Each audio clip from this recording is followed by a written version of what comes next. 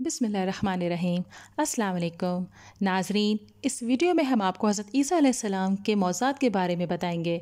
हज़रत ईसा अलैहिस्सलाम को ईसाईयत और इस्लाम दोनों में मरकज़ी शख्सियत समझा जाता है, जो अपने मौज़ाती कामों के लिए मशहूर हैं।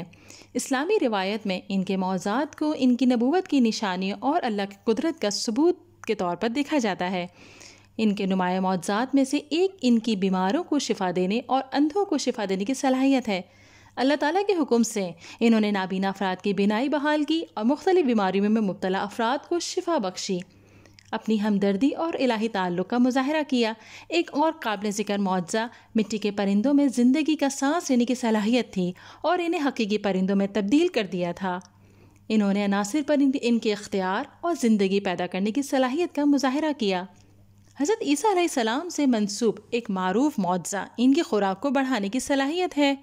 इन्होंने मशहूर तौर पर हज़ारों लोगों को थोड़ी सी रोटी और मछली खिलाई।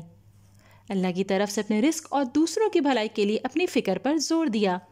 सबसे अहम मौज़ा इनकी हज़रत मरियम अलैहिस्सलाम से पैदाइश है। यह गैर मामूली वाक़या अल्लाह की कुदरत को वाज़े करता है और हज़रत ईसा अलैहिस्सलाम को मुनफरिद और ख़ास करार देता है।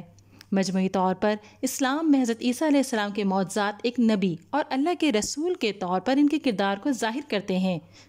अगर वीडियो पसंद आई है तो इसे लाइक कीजिए, शेयर कीजिए और चैनल को ज़रूर सब्सक्राइब कीजिए।